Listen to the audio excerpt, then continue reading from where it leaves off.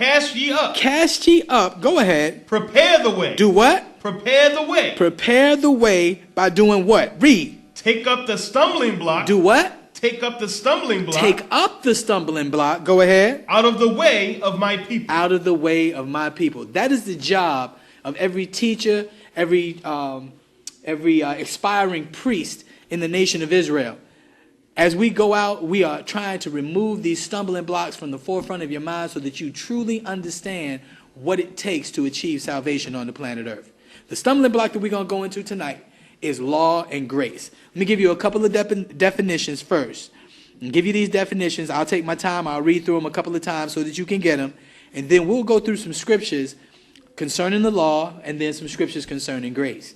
All right, first, I want to give you the definition of the word law. Law, a body of rules and principles governing the affairs of a community. Now, we know that as we read the Bible, the community that we're focused on is the same community that the Bible is focused on. That's the nation of Israel. So again, law, a body of rules and principles governing the affairs of a community. And that community is the nation of Israel. Now, grace, a temporary immunity or exemption. A reprieve. The understanding of a reprieve is to postpone or cancel the punishment of. So if you put all of that in a nutshell, grace would be a postponement of judgment from God. So that you have that very simply, can get that, in your mind. Keep those two definitions near and dear to your heart. The reason I say that is that as we start going through these scriptures, you can find out, am I really messing up towards God? Am I really making a mistake? If you have the right understanding, then, maybe you'll be all right. But if you don't have the right understanding, now's the time to get it, and you can clear everything up. What do we want to do for you? We want to remove that stumbling block out of the way of our people. The people that we're talking about are the 12 tribes of the nation of Israel.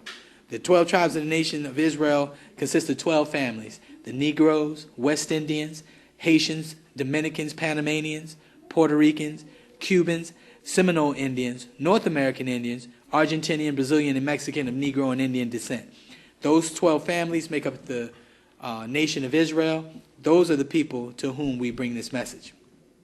Those that are of Negro and Indian descent. All right, so now let's move into it now. Law and grace. So let's focus on the law first. Without the shadow of a doubt, whether you want to admit it or not, those of you neophyte Christians out there that may call yourself Baptist, Methodist, Episcopalian, African Methodist, Episcopalian, it's a whole bunch of Jehovah's Witness. There's a whole lot of stuff out there. Craziness is going on out in the world, but the law is in effect. How do we know that the law is in effect? Y'all all go to church and call yourselves sinners. The only way that you can sin is that law has to exist. Y'all all go to church and y'all go through your different rituals about being baptized and being born again. Well, being baptized and born again from what? From the sins of the body, the sins of the flesh, the lust of the eyes, all of those different things. So how can you say that the law is not in effect or the law doesn't exist anymore? And that's the premier reason that you walk into the church. So how can you say that the law is not done? And then you have the... you always have the sinner's prayer and all sorts of stuff. Why do you even go through all of that if there's no such thing as law?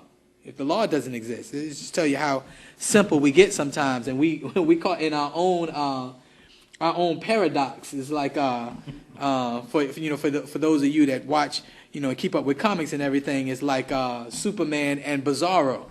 It's just like the good side of things and then the bad side of things, but nobody really wants to deal with the bad side of things. It's like you want to hide it. No, you got to deal with it. The Bible is going to deal with everything. Hopefully tonight you'll get this understanding. It'll be crystal clear.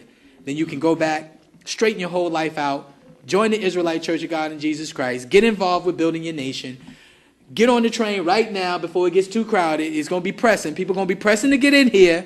I know you can't see it right now, but prophecies are out there already. The press is going to be to get in, and if you wait as the train is going by, see, you got to get onto the train while the train is moving slow.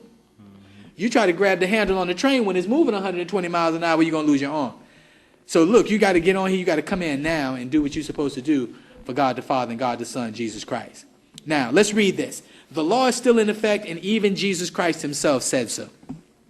Let's get Matthew 5, verses 17 and 18. Matthew 5, verses 17 and 18. Matthews 5:17. Think not that I am come to destroy the law. Read it again. Think not Jesus Christ said, think not. Don't even think. Don't even have a thought. Go ahead. that I am come to destroy the law. That I am come to destroy the law. Jesus Christ said out of his own mouth that he has not come to destroy the law. Go ahead. Or the prophets. Or anything that was written by any of the prophets that he sent. Go ahead. I am not come to destroy. I am not come to destroy, read, but to fulfill. but to fulfill. To fulfill the law means to carry out the law. To fulfill the law concerning himself, Jesus Christ, was to carry out the prophecies that were written in the Bible concerning Jesus Christ. So he says, I did not come to destroy the law or what was written in the prophets. I am not come to destroy, but to fulfill. Read on. For verily I say unto you, Without the shadow of a doubt, read. till heaven and earth pass. Till heaven and earth pass. Y'all still standing on the planet Earth, and you can look up and see that clear blue sky when it's not storming all over you. Go ahead.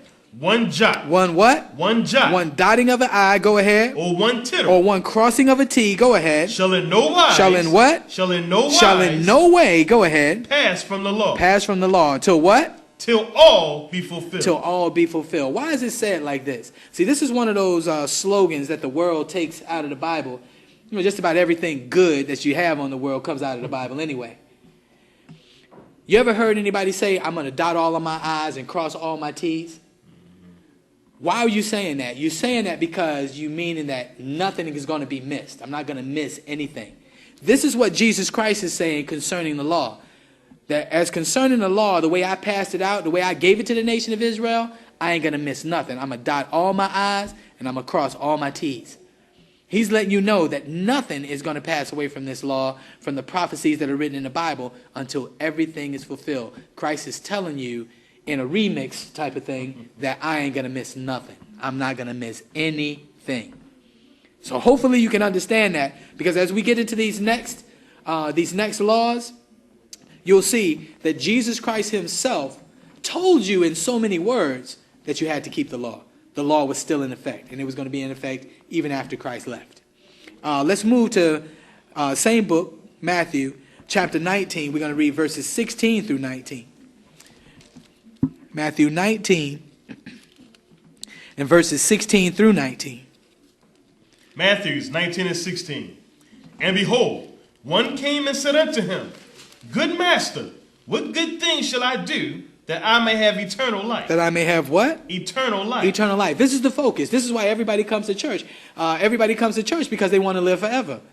And you at the church that you go to, or that you sojourn, or whatever it is, you go to that church because you believe that that particular church is going to lead you into the kingdom of heaven. And that's what Mr. Man in the pulpit, or Miss Woman, Mrs. Man in the pulpit, is telling you, is that this church is the church that's going to carry you into the kingdom.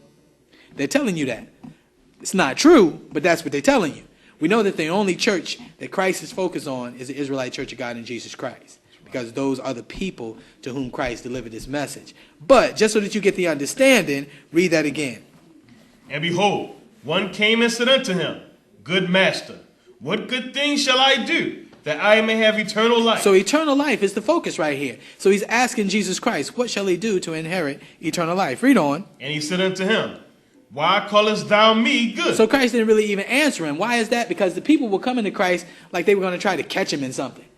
Not knowing that this is the God that actually issued the laws to Moses. You're going to trick him in his own word? I mean, what kind of sense does that really make?